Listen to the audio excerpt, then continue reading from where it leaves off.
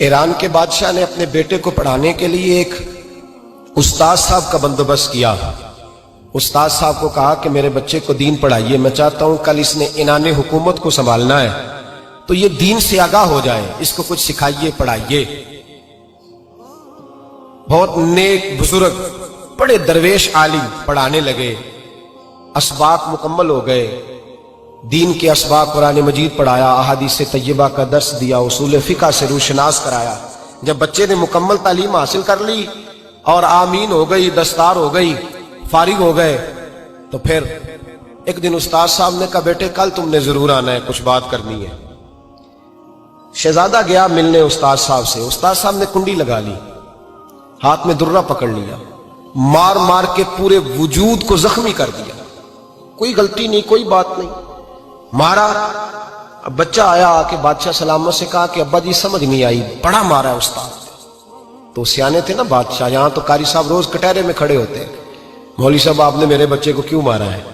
آپ 8,000 کے مولوی ہیں، میرا کئی کروڑ کا بچہ ہے، سویرے بدل لیں گے، خبردار آپ نے بچے کو ہاتھ لگایا، اپنی حیثیت میں رہے معاذ۔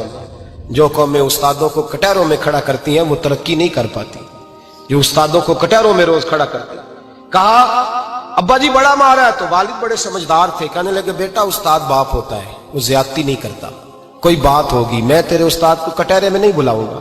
اماں سے بات کی، اماں کہنے لگی بیٹا میں تیرے باپ سے کیسے بات کروں، ڈر آتا۔ وقت گزر گیا، 22 سال بیت گئے، 22 سال گزر گئے، بادشاہ کا انتقال ہوا، شہزادہ تخت پہ بیٹھا، پہلا حکم یہ دیا کہ میرے استاد کو بلاؤ، پہلا حکم۔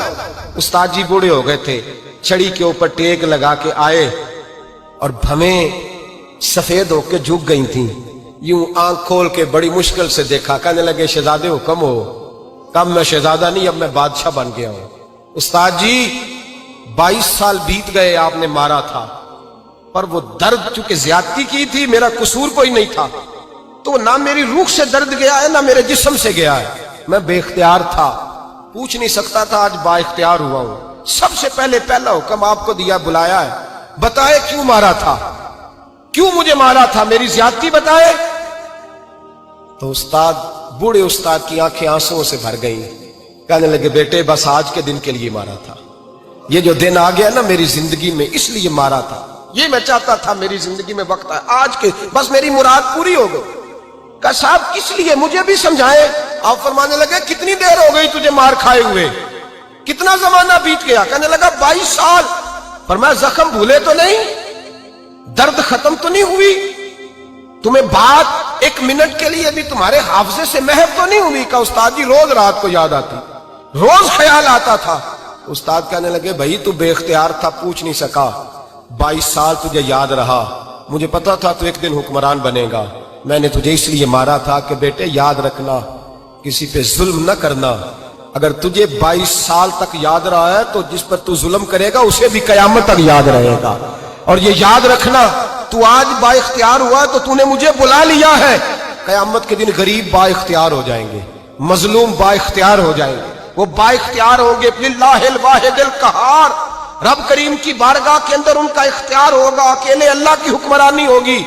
پھر وہ بلائیں گے بڑے بڑے کج کلا، دنیا میں جن کی پگڑیاں اونچی تھیں وہ سر جھکائے کھڑے ہوں گے، دنیا میں جو ڈکٹیٹر بنتے تھے ان کی پشتیں لال ہوں گی، ان کو غدار لکھا جائے گا، قیامت تک نہیں بھولے گا۔ ظلم کرنا تو سوچ سمجھ کے کرنا، اتنا کرنا جتنا تم سہ سکتے ہو، اتنی زیادتی کرنا جتنی قیامت میں تم برداشت کر سکتے ہو۔ میرے نبی کریم صلی اللہ علیہ وسلم نے فرمایا ظلم سے بچو، یہ قیامت کے اندھیروں میں سے ایک اندھیرا ہوگا، زندگی میں زیادتی نہ کریں، اگر تھوڑی دیر کے لیے کوئی چیز برداشت کر جائیں گے تو وہ فائدہ دے جائے گی، کچھ دیر کے لیے اگر سہ جائیں گے تو نفع مل جائے گا، سہنے کی کوشش کریں لیکن زیادتی نہ